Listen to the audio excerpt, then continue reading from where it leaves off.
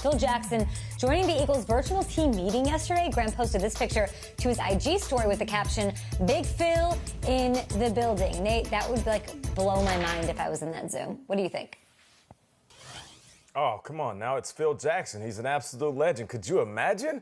Phil Jackson, the old school coach, psychedelic trip taking, shoulder pads in his suits wearing, coming in and talking to you? Yeah, man, that's everything that I want out of a football meeting. And this time of year, guys are getting so bored with these meetings virtually that these coaches, these organizations are doing their best to kind of spice things up. So, yeah, I would be honored to listen to Phil Jackson talk about anything.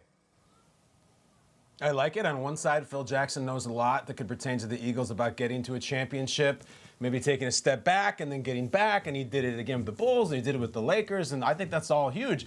I just think in this day, I can't think of a coach who I'd more want to meet in person than the virtual. The virtual would be so frustrating because, Phil is the person in the energy in the room, and he burns sage, and, he burns a lot of things.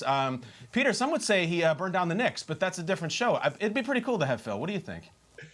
Yeah, I actually spoke with someone from the Eagles. I was texting with them last night, and really the message was the importance of just always being present, Kyle, and always being ready to have your best day. But one thing that they all thought was cool, they asked about what's the really secret ingredient. And he said glue guys. He mentioned Rick Fox for those Lakers teams and Ron Harper for those Bulls and Lakers teams and Bill Cartwright, the importance of glue guys. And you think about that Eagles championship. Brandon Graham, of course, was one of the stars, but how many glue guys came up big? The Corey Clements, the Trey Burtons, all those guys that aren't household names all made such plays in the big Super Bowl win over the Patriots. Nick Foles. So, Nick Foles, of course. I mean, that'd step up when needed.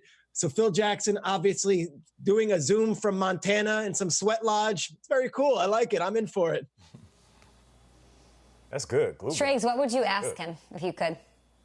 I would ask Phil how he handled Ron Artest, Lamar Odom, and Kobe Bryant all in the same room, and then said, okay, we're going to go and we're going to do this and we're going to win despite all the naysayers saying we can't.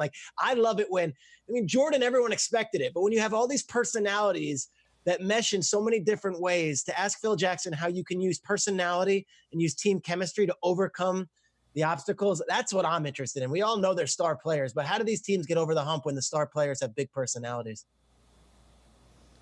Great question. Nate, what would you ask?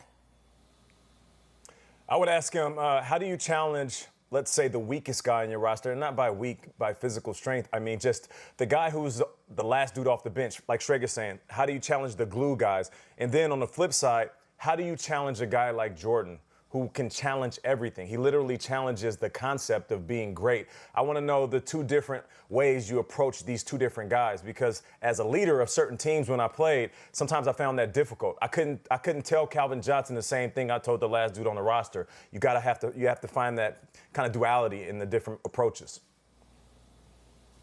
Yeah, that's nice, Nate. You mentioned duality and everything. I think you'd asked him if he switched over to oil yet. I want to ask if he would have gone for the 7th title.